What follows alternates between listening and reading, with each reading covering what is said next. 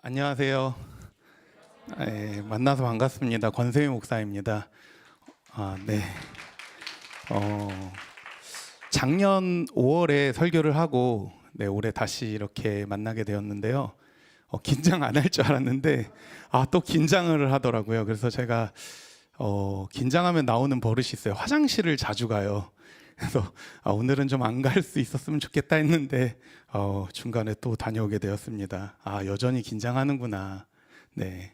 그리고 여전히 이 자리를 서면 참 하나님의 은혜를 더 느끼는 것 같아서 참으로 감사합니다. 이 자리에 저를 기억하시는 분도 계시고 어쩌면 저를 처음 보시는 성도님들도 이 자리에 계신 것 같습니다. 먼저 짧게 제 소개를 하고 말씀을 나누려고 합니다. 영혼오른교회가 몇 년에 시작한지 아십니까? 네, 2016년에 시작했습니다. 저는 그해 12월에 청소년부에 부임하여 사역하다가 21년 10월에 이제 사임을 해서 영혼오른교회에서 5년 정도 사역을 감당했습니다.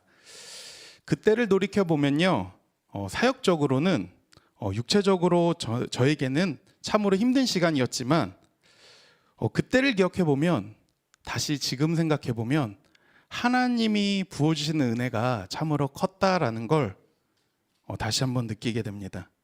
그래서 제게 있어서, 목회 인생에 있어서, 저에게 있어서 정말 참으로 특별한 시간이었습니다. 여전히 여기 계신 목사님들 그리고 전도사님들과 지금도 여전히 자주는 아니지만 가끔 교제하고 있는 것도 너무 감사하고, 또 이유광 목사님과 그리고 영혼오른교회 덕분에 제가 이제 저희 온 가족이 DTS 훈련을 받아 목회의 새로운 비전을 가질 수 있어서 너무나도 감사합니다. 그때는 잘 몰랐는데 돌이켜 보니까, 그리고 요즘 들어 다시 생각해 보니까 정말 하나님의 계획이 참으로 놀랍구나라는 걸 느끼고 있습니다. 오늘 우리가 읽은 창세기 11장 말씀은요, 참 익숙한 본문입니다. 그런데 제가 좀 깜짝 놀랐어요. 2025년 주제가 창세기 12장의 말씀이더라고요. 아주 우리가 잘 아는 말씀입니다. 자주 접하는 본문이죠. 믿음의 조상 아브라함 이야기의 시작, 그 서막이 바로 오늘 우리가 읽은 말씀입니다.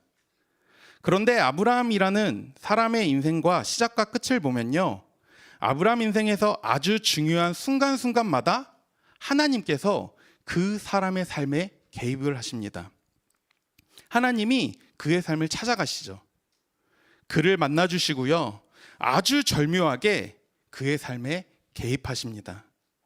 아브라함이 아버지 데라를 떠나야 할 때, 아브라함이 자녀가 없어 후사를 도모하기 어려울 때, 재산의 문제로 조카 롯과 갈라서려 고민할 때, 이삭과 이스마엘 문제로 가정의 어려움에 처했을 때, 하나밖에 없는 자녀 이삭을 자기 손으로 뭐 할 때? 죽여야만 할 때, 이렇게 하나님은요, 때때마다 아브라함의 삶에 찾아가십니다. 말씀하시고요, 그의 삶을 인도하십니다.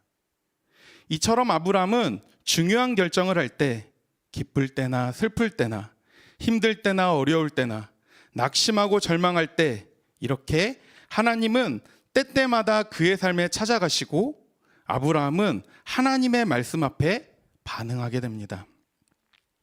그래서 아브라함의 인생을 보면요, 그의 인생은 혼자인 것 같아 보이지만 사실은 혼자의 인생이 아닙니다. 언제나 그의 인생의 여정에는요, 누가 함께 하십니까? 하나님이 함께 하십니다. 그걸 우리는 동행이라고 말합니다.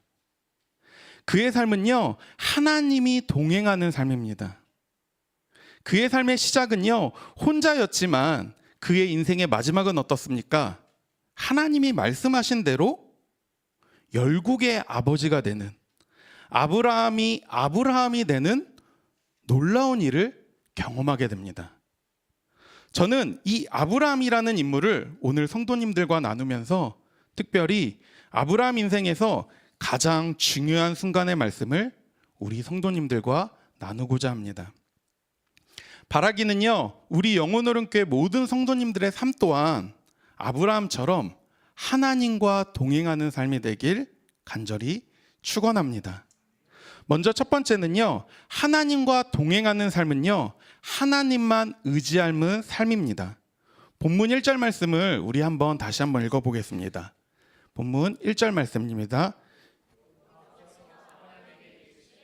내 고향과 내 친척과 내 아버지의 집을 떠나 내가 내게 보여줄 땅으로 가라. 아멘. 오늘 말씀의 하나님은요, 아브라함이라는 사람을 하나님께서 찾아가십니다. 아주 갑작스럽게, 어쩌면 아주 뜬금없이 하나님은 그를 찾으십니다. 그런데 더욱 놀랍고 흥미로운 사실이 있습니다.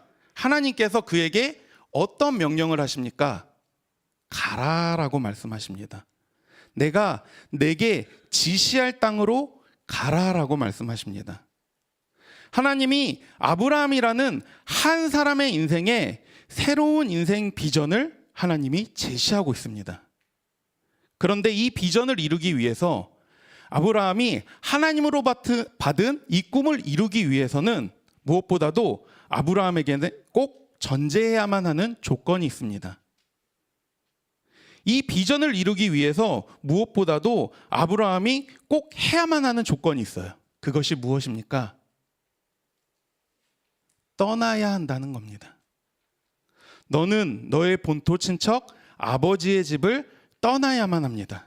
그래야 뭐 할 수 있어요? 갈 수 있습니다. 아브라함이 살았던 그 시대는 어떤 시대였습니까? 족장 시대입니다. 그 시대는요, 혼자 사는 시대가 아닙니다. 가정이 독립해서 사는 사회가 절대로 아니죠. 같은 씨족, 그들이 모여서 혈연 관계를 유지하면서 공동체를 이루어 살아가는 사회입니다. 아버지, 할아버지, 친척들이 하나의 사회, 하나의 공동체를 이루어 살아갑니다. 왜 사람들은요, 공동체를 이루어 살아가는 걸까요? 왜 그 시대 사람들은요, 모여 살았던 걸까요? 왜 그랬을까요? 모여 사는 가장 큰 이유는요, 누구를 지키기 위함이에요? 자기 자신을 지키기 위함입니다. 모여 사는 것이야말로 적으로부터 나의 생명을 뭐예요? 지키죠. 그리고 누구를 지켜야 돼요? 내 사랑하는 가족, 자녀들을 지켜야만 합니다. 또 무엇을 지켜야 합니까? 재산도 지켜야 하죠. 그 당시에 재산이 무엇입니까? 양, 소, 가축들이잖아요. 그래서 사람들은요, 어떻게 살아갑니까? 모여 살아갑니다. 혈연 관계로 서로가 서로를 뭐예요? 지켜 보호해 줍니다. 이것이야말로 아주 일반적이고 아주 당연한 삶의 방식인 거죠. 그 누구도요, 고향을 떠나는 걸, 그리고 아버지를 떠나는 걸, 친척을 떠나는 걸 상상조차 할 수 없는 시대입니다. 모여 사는 게 당연한 시대 속에서 하나님은요, 아브라함에게 말씀하시죠. 떠나. 가족을 떠나 새로운 삶을 사는 건 모험이나 도전이 아니라 무모한 시도입니다. 그럼에도 불구하고 하나님은요, 아브라함에게 떠나라 말씀하십니다. 고향을 버리고 친척을 버리고 아버지의 집을 떠나라 말씀하십니다.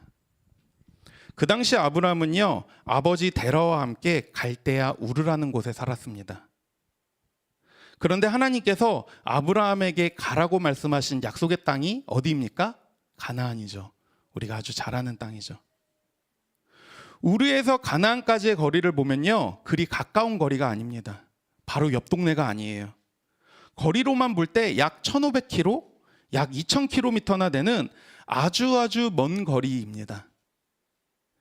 지금 우리야 대중교통이나 자가용이 아주 잘 발달됐지만 그 당시 시대는 어떻습니까? 그런 게 없잖아요. 있어봐야 뭐 낙타를 타고 가거나 가축을 타고 가는 정도겠죠. 하루 1,500km를 30km로 걷는다고 한다면 대략 50일 정도가 걸립니다.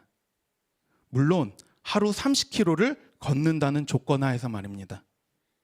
혹여나 가족이나 가축을 모두 다 데리고 아브라함이 함께 걷는다면, 모든 걸 데리고 간다면 하루 걸을 수 있는 걸음의 양은 줄어들겠죠. 또 날씨나 환경의 영향도 받습니다. 그런데 더욱 무서운 사실이 있습니다. 무엇입니까? 그 먼 거리를 갈 때 생명의 위협을 경험할 수 있다는 거예요. 강도나 짐승의 위협 또한 있습니다. 그래서 실제 아브라함의 여정은요, 50일이 아닌 더 긴 여정이었을 겁니다. 만약 우리 선동님들에게도 아브라함처럼 하나님께서 갑자기 찾아오셔서 가라라고 말씀하신다면 우리 성도님들은 내려놓고 떠날 수 있겠습니까? 사실 제가 이 말씀을요, 참으로 오랫동안 묵상해 왔습니다.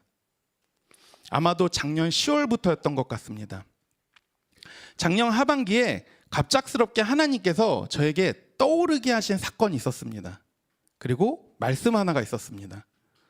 어떤 사건이었냐면, 제가 아내와 결혼을 결정하고 은사였던 목사님을 찾아가 인사하러 갈 때 일입니다. 제가 결혼한 지 좀 됐는데요, 2012년 일입니다. 지금으로부터 14년 전 일이죠. 그때 목사님이 저와 제 아내에게 이런 말씀을 하셨어요.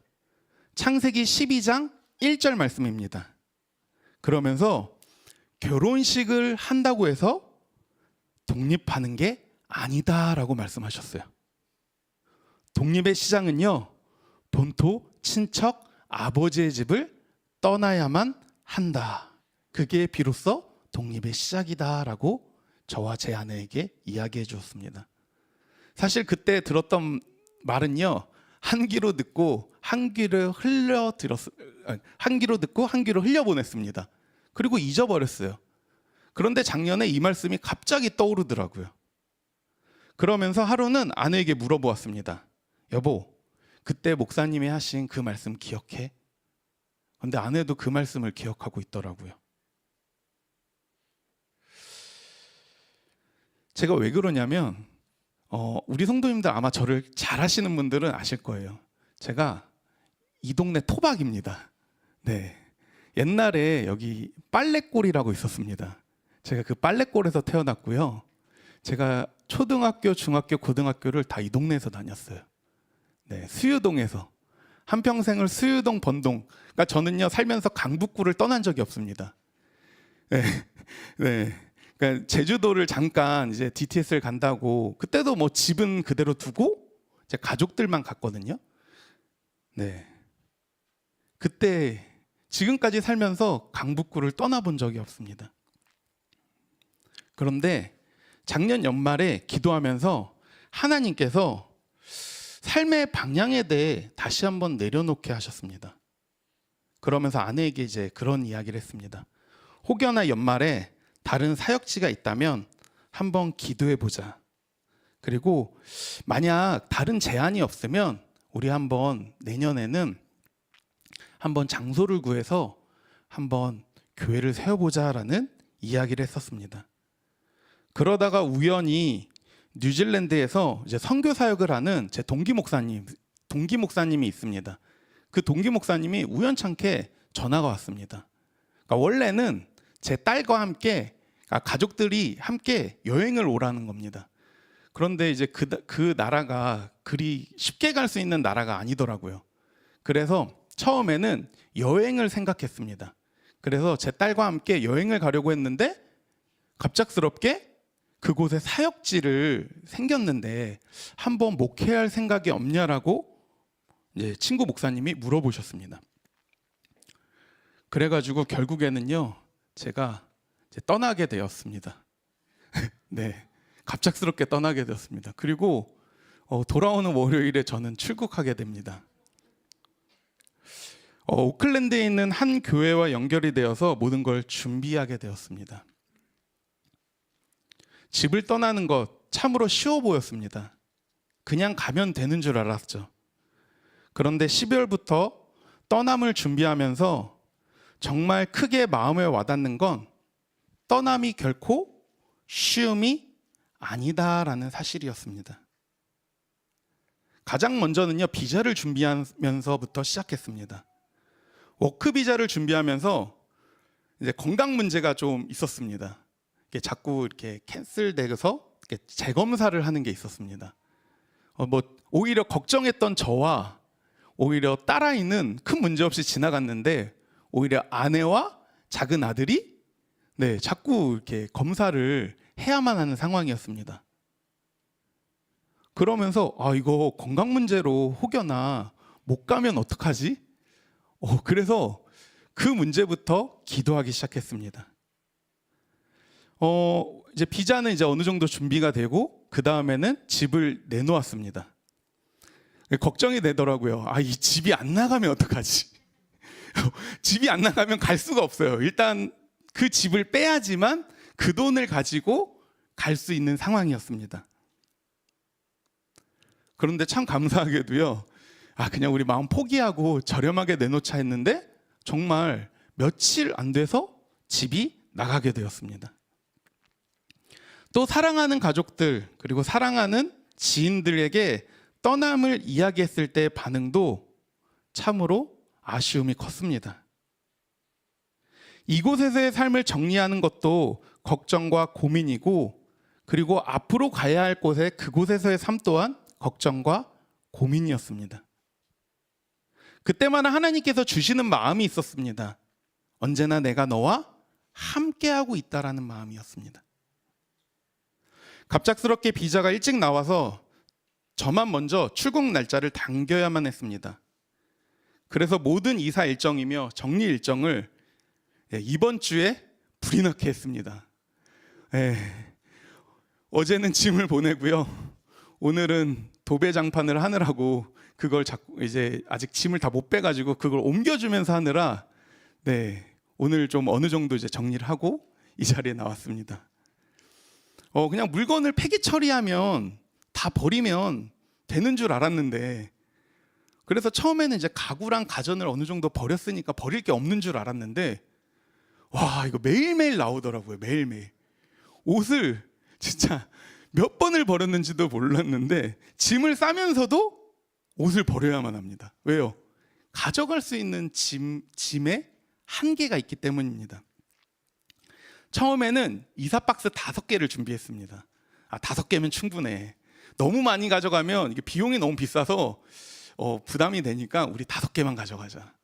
다 버리고 가는 거야. 아내랑 그렇게 이야기하면서 아이들에게는 장난감도 그리고 책도 막 다 나눠줬습니다. 막 신학책이며 뭐 이런 거 그냥 맨날 당근 마켓에 하는 일이 당근에 올리는 거였습니다. 막 그동안 막 쌓아놨던 물건들 그냥 막 울며 겨자 먹기로 막 그냥 무료 나눔, 그러니까 막 난리가 나는 거예요. 막 사람들이 다 달라고. 그리고 막 저렴한 가격, 말도 되지 않는 가격에 그걸 내놓으니까 순식간에 물건들을 정리하면서 내놓게 되었습니다. 그런 가운데 하나님이 주시는 마음이 있었습니다. 뭐였냐면, 나는 다 내려놨다고 버렸다고 생각했는데 여전히 제 안에 버리지 못하는 그 아쉬워하는 마음이 있구나라는 마음이었습니다. 어쩌면 별것도 아닌 거예요. 어쩌면 정말 사소한 거예요. 그런데 그 사소한 거에 제가 뭐 하고 있어요? 집착하고 있어요.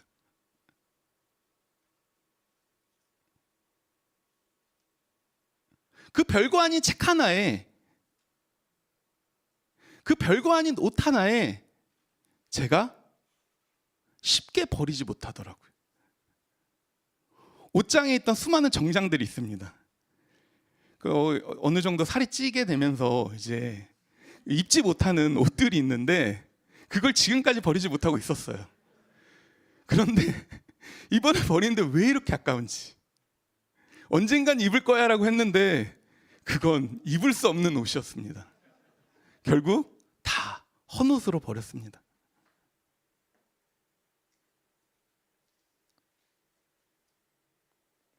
이처럼 떠남은요, 버려야 하고요, 내려놓아야만 합니다.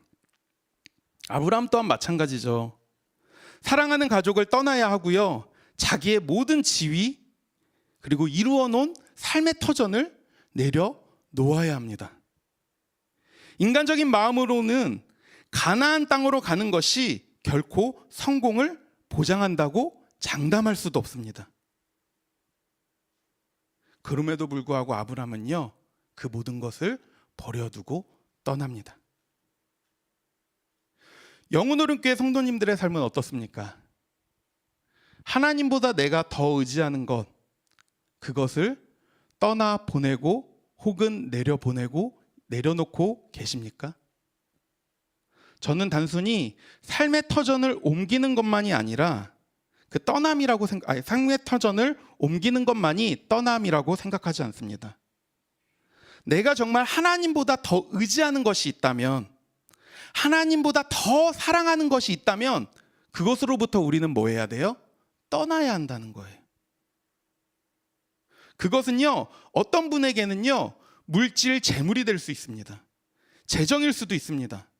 어떤 분에게는요, 그것이 관계가 될 수도 있습니다. 사랑하는 가족, 아내, 자녀가 될 수도 있죠. 사회적인 지위, 배경, 혹은 내가 가진 능력 또한 내가 의지하는 것이 될 수 있습니다. 하나님보다 더 의지하는 무언가가 내 삶을 움직이고 있다면 그것으로부터 우리는 뭐 해야 돼요? 떠나야 한다는 겁니다. 아브라함이 고향을 떠나는 일은요, 단순히 그가 물리적인 장소를 이동하는 것만이 아니라 하나님을 믿고 의지하며 새로운 삶을 시작하는 전환점을 의미합니다. 아브라함의 순종은요, 하나님의 계획을 이루는 아주 중요한 열쇠가 되고요, 이후 그의 후손들은 그 약속을 이어받아 하나님의 역사에 중요한 역할을 하게 되는 걸 우리는 성경을 통해 보게 됩니다. 바라기는 저와 우리 성도님들 또한 아브라함처럼 내가 의지하는 것으로부터 떠남으로 하나님을 전적으로 의지하는, 그리고 하나님과 동행하는 하나님의 사람들이 되길 간절히 소망합니다. 두 번째입니다. 하나님과 동행하는 삶은요, 말씀을 쫓아 살아가는 삶입니다. 우리 4절 말씀 함께 읽겠습니다. 시작. 이에 아브라함이 여호와의 말씀을 따라갔고 롯도 그와 함께 갔으며 아브라함이 하란을 떠날 때의 나이는 75세였더라. 아멘. 4절 말씀에 보면 아브라함은요, 여호와의 말씀을 따라갑니다. 하나님의 말씀에 순종합니다. 그렇다면 아브라함에게 주어진 하나님의 말씀은 무엇입니까? 첫 번째는 물리적으로 떠나가라는 말씀이고, 두 번째는 영적으로 하나님의 약속의 말씀을 신뢰하여 따라가라는 말씀이죠. 하나님이 아브라함에게 주신 약속의 말씀이 무엇입니까? 우리가 잘 아는 말씀이죠. 아주 좋아하는 말씀입니다.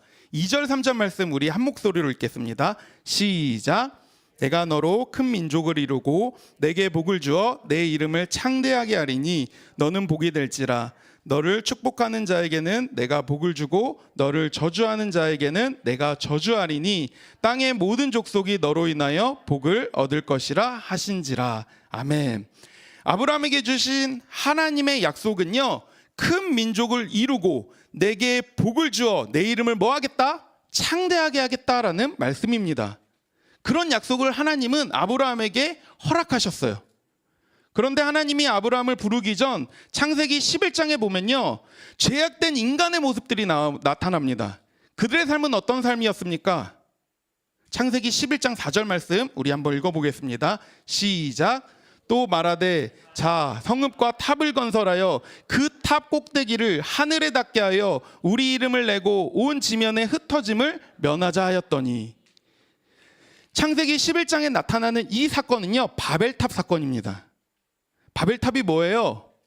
아주 훌륭한 건축물이죠. 세상의 눈으로 볼 때는요, 정말 모든 걸 다 쏟아부은 걸작품입니다.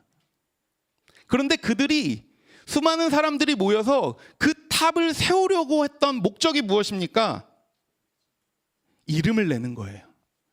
야, 우리가 이 멋진 탑을 세웠어. 이게 누구의 능력이야? 우리의 능력이야. 스스로가 뭐해지길 원해요? 창대해지길 원합니다. 내 이름, 권세민이란 이름 한번 모든 사람들에게 알려보자. 그리고 또 그들이 무엇을 면하려고 합니까? 흩어짐을 면하고자 합니다. 온 지면에 흩어져 있던 그들이 어떻게 해요? 모여 살아갑니다. 흩어짐을 면하여 스스로 어떤 민족이 되는 거예요? 큰 민족을 이루는 거죠. 어쩌면 국가를 세우는 겁니다. 그런데 하나님께서 그들의 모습을 보시고 어떻게 하셨습니까? 하나님이 그들의 삶에 내려가십니다. 하나님께서는 사람들이 건설하는 성읍과 탑을 보려고 내려가십니다. 그리고 그들의 언어를 혼잡하게 하시죠. 결국 그들은요, 스스로가 온 지면에 흩어짐을 면하고자 하였으나 하나님께서는 그들을 온 지면에서 뭐 했어요? 흩어버리셨어요. 결국 그들의 이름은 창대해졌나요? 아니요. 불명예스럽게 되었습니다. 그러면서 창세기 12장에 하나님께서 아브라함에게 찾아가셔서 하신 일이 무엇입니까? 약속의 말씀을 주는 거였어요. 내가 너로 큰 민족을 이루고 내가 내게 복을 주어 창대하게 하겠다. 인간 스스로 하려고 했던 일을 누가 하려고 합니까? 하나님이 하십니다. 이게 하나님의 계획이고 하나님의 뜻입니다. 영혼오른교회 성도님들은 세상의 사람과 하나님의 사람의 차이를 분명하게 아시겠습니까? 세상 사람은요, 스스로 뭐예요? 높아지려고 합니다. 스스로가 창대해지려고 해요. 반면에 하나님의 사람들은요, 하나님께서 그 사람을 뭐예요? 창대하게 하세요. 그래서 그 사람이요, 존귀 여김을 받는 거예요. 맞죠? 하나님이 그 사람을 높여줍니다. 세상의 사람은요, 스스로의 능력으로 어떻게 해요? 복을 누리려고 합니다. 자신이 가진 능력, 자신이 가진 재물로 야, 나 행복한 삶이야, 나 복된 삶이야 라고 말합니다. 반면에 하나님의 사람들은 어떻습니까? 하나님께서 그 사람을 축복하십니다. 그런데 아브라함에게 주신 축복은요, 단순히 간단한 축복이 아니에요. 하나님께서 너를 축복하는 자에게는 내가 복을 주고 너를 저주하는 자에게는 내가 뭐 하겠다? 저주한다는 말씀입니다. 이 말씀을 저는 이렇게 표현하고 싶습니다. 하나님이 책임지는 인생. 뭐냐면요, 행복한 것도 있지만 어려움으로부터 하나님이 뭐 해주신다는 거예요? 지켜 보호해 주신다는 거예요. 너를 힘들게 하고 너를 괴롭게 하고 너를 저주하는 사람을 내가 뭐 하겠다? 저주하겠다.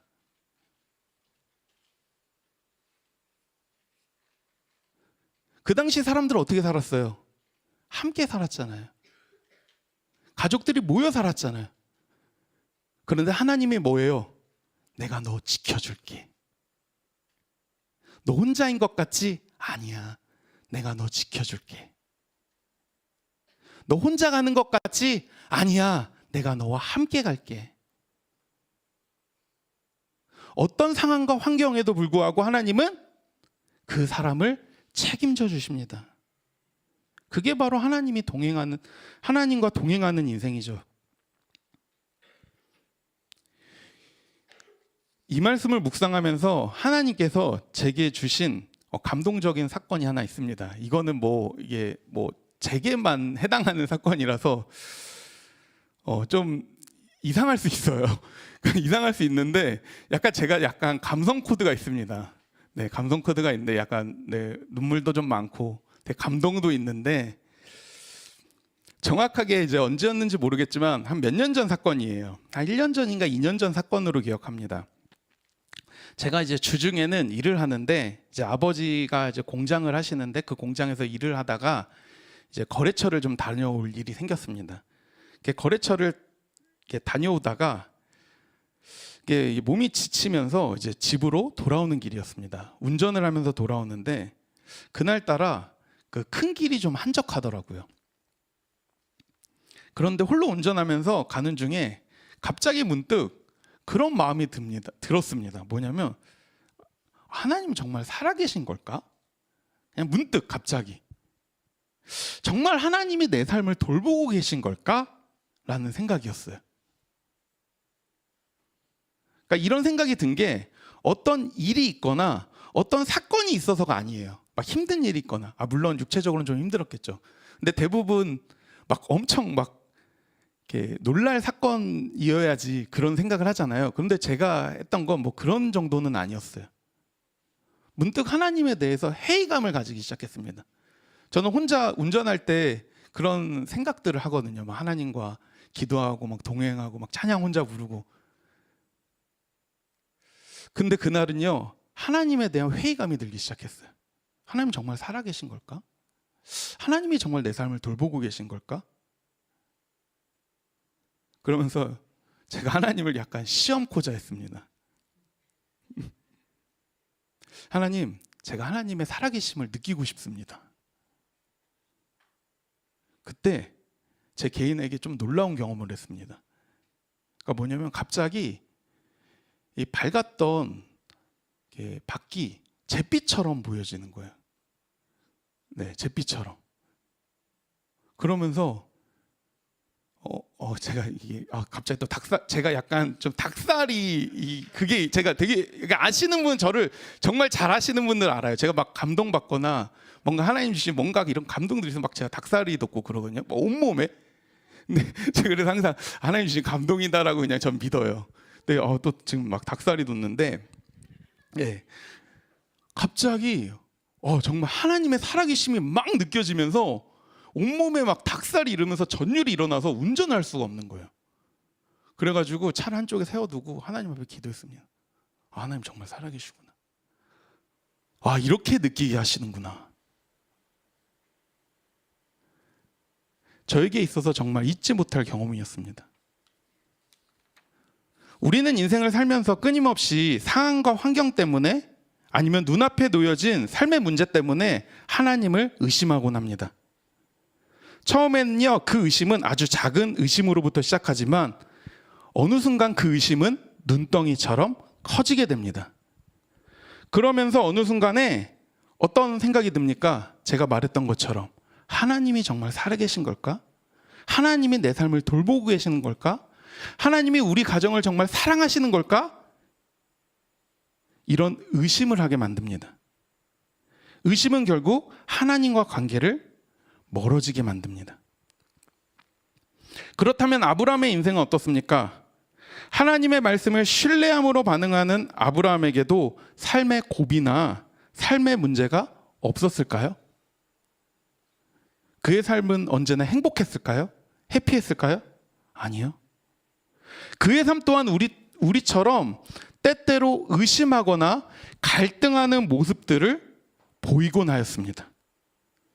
창세기 15장에서는 하나님께서 아브라함에게 큰 후손을 약속하시고 하늘의 별처럼 그의 자손이 많아질 것이라 라고 말씀하셨는데, 그때 아브라함이 하나님에게 이렇게 질문을 던집니다. 주 여호와여, 무엇으로 내가 알 수 있습니까? 의심하는 거잖아요.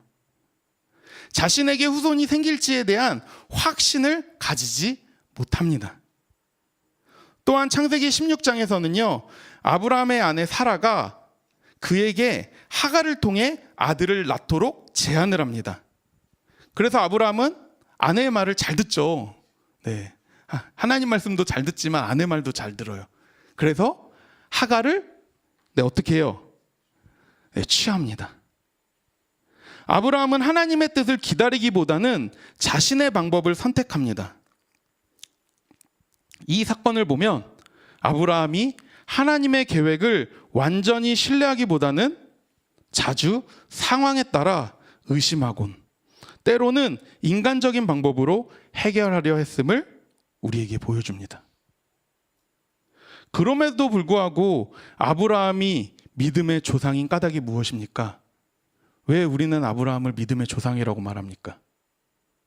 결국 아주 중요한 순간에 그의 삶은 언제나 누구를 쫓아 살아가요? 말씀을 쫓아 살아가요. 의심하고 불평하고 자신의 선택으로 결정하지만 결국에는 하나님의 말씀을 쫓아 하나님과 동행하며 살아갑니다. 하나님의 약속을 믿는 신뢰를 계속 유지하며 순종합니다. 아브라함 또한 우리처럼 불완전한 인간입니다. 그럼에도 불구하고 그는요, 하나님의 약속을 믿고 그분의 인도하심에 따라 살아갑니다. 이 아브라함의 삶을 아주 잘 정리한 구절이 하나 있습니다. 히브리서 11장 8절 말씀인데요, 우리 한 목소리로 한번 읽어보겠습니다. 시작. 믿음으로 아브라함은 부르심을 받았을 때 갈 바를 알지 못하고 나아가서 그가 이미 받은 약속을 따라 후사가 되게 하셨으니. 아멘. 하나님의 부르심을 받았을 때 아브라함은요, 자신의 인생이 어떻게 될지 알았어요, 몰랐어요? 알지 못했습니다. 자신이 가야 하는 삶의 길을 알지 못했습니다. 아무것도 몰랐습니다. 자신이 가야 할 그 길에 대해 그는 아무것도 몰랐습니다. 큰 민족을 이루고 창대하게 하겠다는 하나님의 약속을 그는 잘 알지 못했습니다. 그럼에도 불구하고 아브라함은 믿음으로 어떤 선택을 합니까? 나아갑니다. 갈 바를 알지 못하는데 뭐예요? 나아가는 거예요. 왜요? 하나님의 말씀을 쫓기 때문이에요. 하나님이 내게 주신 말씀을 쫓아 살아가기 때문이에요. 그건 뭐예요? 나침반이라는 거예요. 내 인생의 길, 우리 알아요, 몰라요? 몰라요.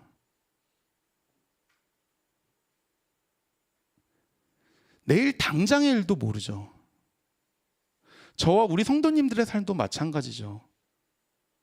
앞으로 어떻게 될지 알아요, 몰라요? 모릅니다. 저도 마찬가지예요, 몰라요.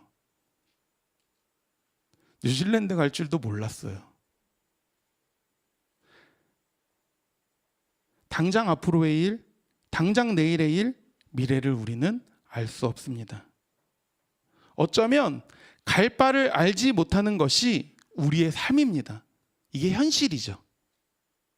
구체적인 목적지, 계획이 주어지지 않아도 우리가 믿음으로 하나님을 신뢰하고 하나님의 인도를 따라야만 하는 이유는 그것이 바로 믿음 때문입니다. 믿음은 가능한 걸 믿는 것이 아닙니다. 그런 믿음은요, 누구나 가질 수 있습니다. 진짜 믿음은요, 그것이 제 아무리 불가능한 일이라도, 그것이 정말 내가 할 수 없는 선택일지라도 하나님의 말씀에 어떻게 해요? 반응해서 하나님의 말씀에 신뢰함으로 묵묵히 나아가는 것, 그것이 바로 믿음인 거죠. 그것이 바로 진짜 믿음입니다. 예수님을 쫓아 예수님 앞에 선 사람들을 한번 기억해 보십시오. 신약에 있는 예수님을 쫓아온 사람들, 그들은 어떤 사람들이었습니까? 삶의 문제들을 가진 사람들이었어요. 하나님의 말씀에 굶주린 사람들이었어요. 그들이 가진 문제들은요, 가능한 일이 아니라 불가능한 일이었습니다. 인간이 할 수 있는 일이 아닌, 인간이 할 수 없는, 하나님만이 하실 수 있는 일이었습니다. 그런 문제들을 가지고 그들은 예수님 앞에 나아갔죠. 그런데 그런 사람들을 향해 사람들은 어떻게 반응합니까? 조롱합니다. 방해합니다. 괴롭힙니다. 그럼에도 불구하고 예수님은요, 그 문제들을 가지고 온 사람들을 만나 주십니다. 그리고 그들의 믿음을 보세요. 그들의 믿음. 뭐요? 불가능한 문제를 가지고 오는 그들의 믿음을 보시죠. 우리의 삶도 마찬가지이지 않습니까? 아브라함의 약속은요, 아브라함에게만 주어진 약속이 아닙니다. 예수 그리스도를 믿는 저와 우리에게 동일하게 주어지는 놀라운 축복이죠. 너를 축복하는 자에게는 내가 복을 주고 너를 저주하는 자에게는 내가 저주하리니 땅의 모든 족속이 너로 인하여 복을 얻을 것이다. 하나님은 오늘 이 자리에 모인 나로 하여금 우리 가정이 복을 얻게 하시고 우리 영혼오른 교회로 하여금 이 지역에 복을 얻게 하실 겁니다. 그리고 무엇보다도요, 하나님이 책임져 주실 겁니다. 그건 말씀이잖아요. 그런데 우리 뭐 하며 살아가야 돼요? 그 약속의 말씀을 붙잡고 쫓아 살아가야 한다는 거죠. 어쩌면 2025년은요, 영혼오른 교회에게 있어서 새로운 도전일 겁니다. 교회가 독립한다는 걸 저도 얼마 전에 들었습니다.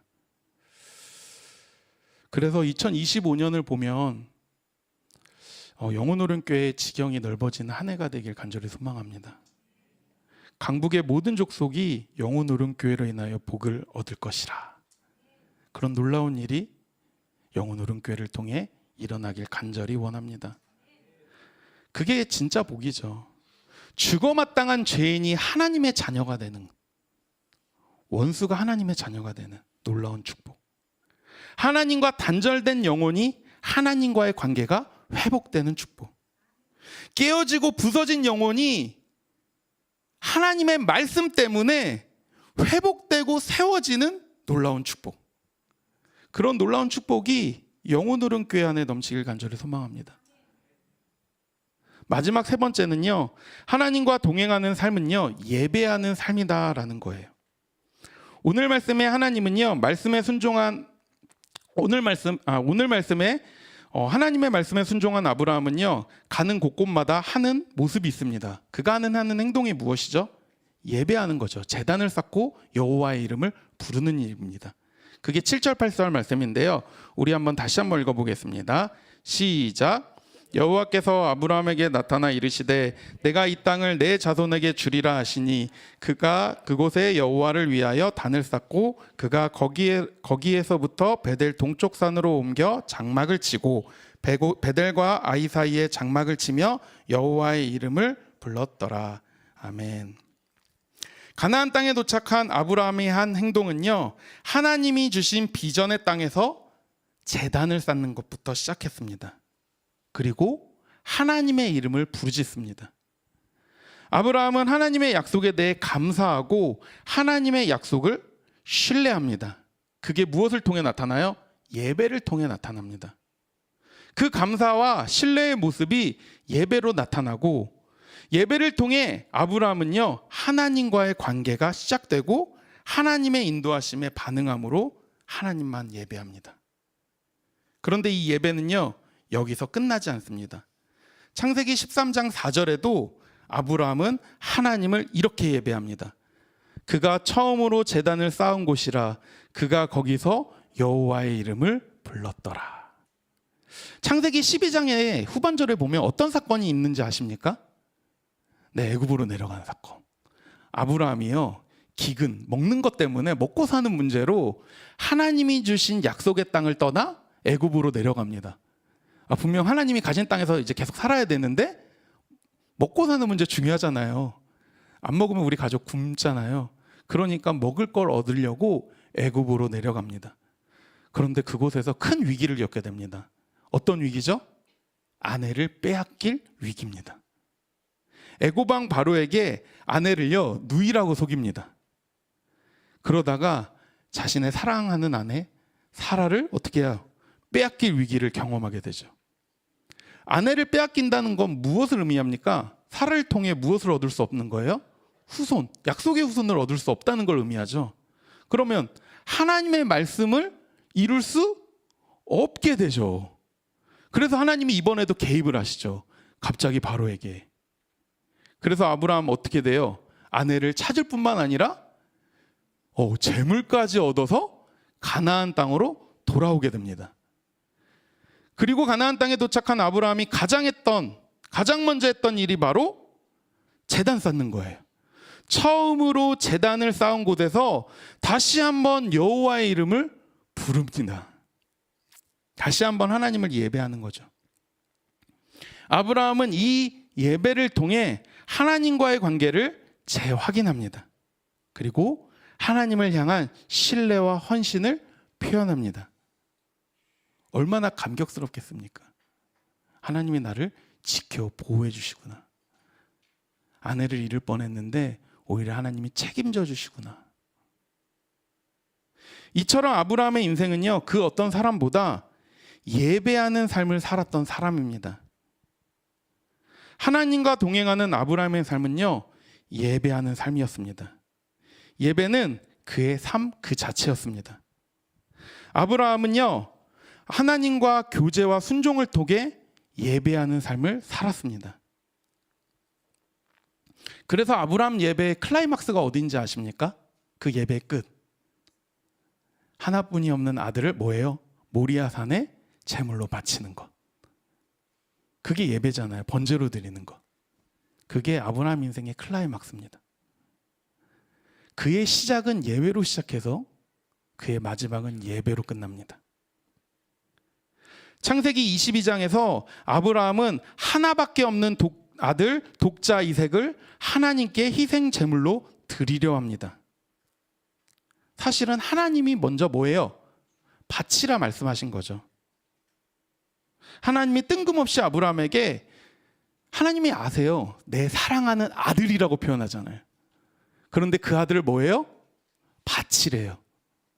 모리아산으로 가서 번제로 드리래요.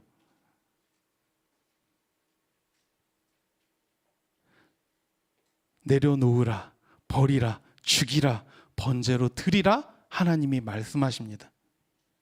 그런데 이번에도 아브라함은 어떻게 반응합니까? 하나님의 말씀 앞에 순종합니다. 만약 아브라함이 처음부터 이런 예배를 드렸던 걸까요? 아니요. 어쩌면 그의 인생을 시작과 끝으로 보면요, 아브라함은요, 인생을 살면서 끊임없이 하나님의 믿음의 테스트를 뭐 해왔어요? 이겨내왔습니다. 그 테스트를 잘 치렀습니다. 그래서 결국에는요, 이 말씀 앞에서도 뭐 할 수 있었어요? 순종할 수 있었습니다. 그때 하나님은요, 이 아브라함의 예배를 받으시고 이렇게 말씀하세요. 창세기 22장 12절에서부터 14절까지 말씀, 우리 한 목소리로 읽겠습니다. 시작.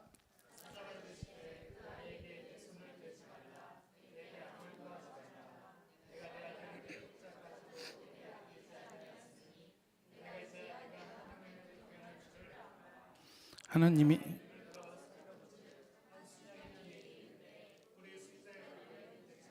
아브라함에서 그 순양을 가져다가 아들을 대신하여 번제로 드렸더라. 아브라함이 그 땅 이름을 여호와 이레라 하였으므로 오늘날까지 사람들이 이르기를 여호와의 산에서 준비되리라 하더라. 아멘. 하나님은 독자 이삭을 바치려는 아브라함의 모습을 보시고 내가 이제야 뭐 하는 줄 안다라고 말씀하세요. 하나님을 경외하는 줄 안다라고 말씀하세요.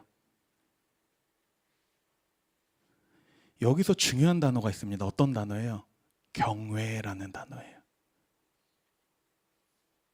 우리가 알다시피 예배의 핵심은 뭐예요? 하나님을 경외하는 겁니다. 그건 단순한 두려움이나 두려운 감정만을 의미하지 않습니다. 그것은 하나님에 대한 깊은 존경, 그리고 경배, 하나님의 뜻에 전적으로 순종한다는 삶을 나타내는 거죠. 그리고 아브라함은요, 이 사건을, 이 예배를 기억하면서 여호와 이레라는 이름을 짓습니다. 여호와 이레가 무엇입니까? 하나님께서 준비하신다, 하나님께서 공급하신다라는 뜻입니다. 아브라함은 그동안 어떤 삶을 살았습니까? 하나님의 말씀에 순종하는 삶을 살았습니다. 하나님을 예배하는 삶을 살았습니다.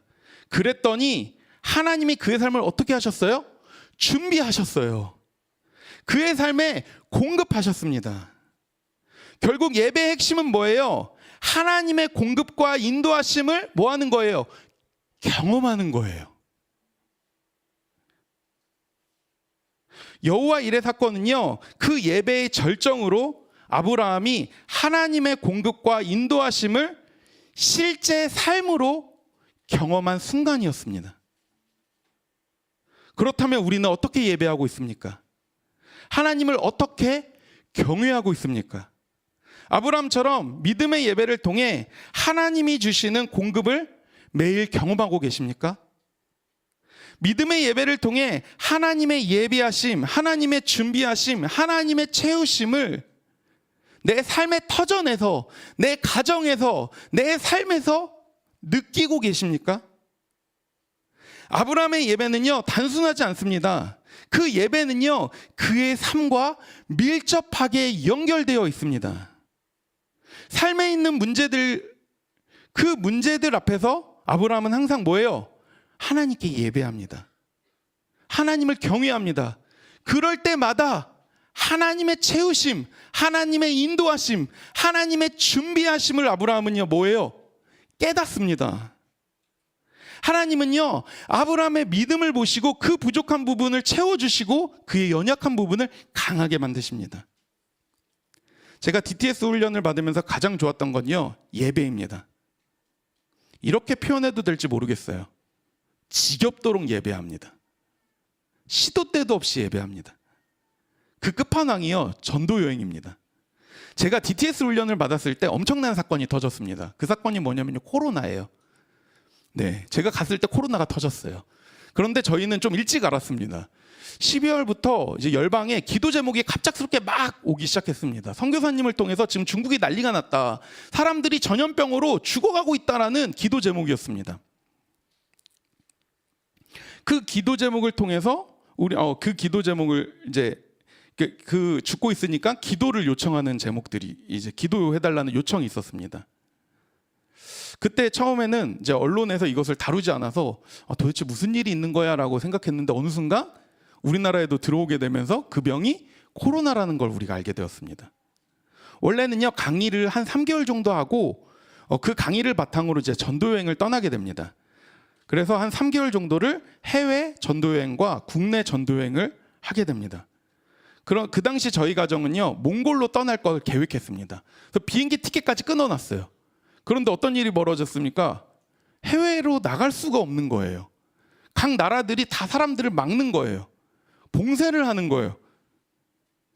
그래서 결국 어떻게 했어요? 전도 여행을 해야 하는데 갈 데가 없는 거예요. 그런데 다른 데도 국내도 가야 되는데 갈 데가 없잖아요. 그래서 저희는 제주에서 했습니다. 원래 열방의 방침은요, 제주에서 전도 여행을 할 수가 없습니다. 그런데 어쩔 수 없이 저희는 제주에서 하게 되었습니다. 그러니까 해외에 있는 어떤 일이 벌어졌냐면, 그래서 해외에서는 전도 여행을 할 수 없으니까 자기들도 하고 싶다고 혹시 저희와 조인해서 할 수 있냐, 막 그런 제안들도 들어오곤 했습니다. 그래서 그때 제주에서 한 3개월을 전도 여행을 했는데, 이제 대부분 교회에서 그 당시 이제 예배 또한 할 수 없으니까 막았잖아요. 그래서 이제 몇몇 교회를 저희가 컨택을 해서 예배를 드릴 수 있었습니다. 그런데 아무래도 일정이 이렇게 많지가 않다 보니까 저희가 할 수 있는 건 뭐예요? 예배하는 거예요. 가는 곳곳마다 예배하는 거예요. 사람들이 좋아하는 곳에서 저희는 뭐예요? 예배합니다. 사람들이 노는 곳에서 저희는 뭐예요? 예배합니다. 사람들이 경치를 구경하는 그곳에서 저희는 뭐예요? 예배합니다. 제주 땅을 바라보면서 예배합니다. 제주 땅을 보면서 하나님께 기도합니다. 제주의 영혼을 바라보면서 하나님께 예배합니다.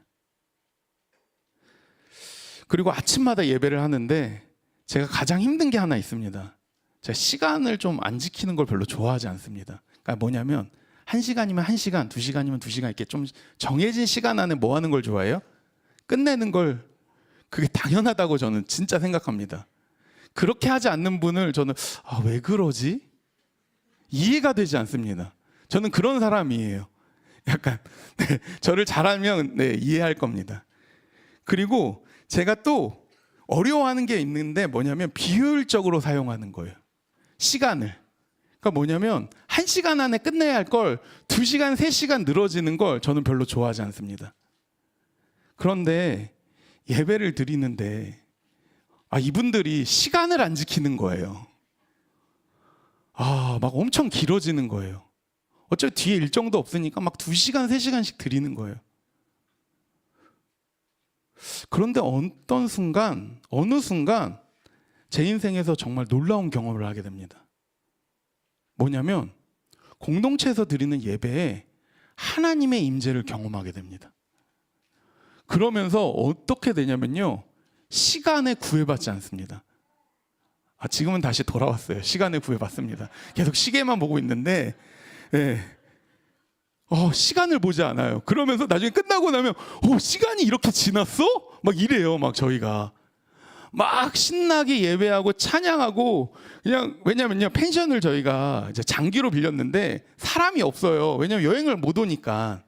그러니까 저희가 막 목청껏 찬양을 해도 아무도 저희한테 신경을 쓰지 않아요. 저희밖에 없어요. 그 넓은 그 펜션 단지에. 그러니까 막 뜨겁게 예배를 하는 거예요. 그때의 경험이 저의 목회 비전을 바꾸었습니다.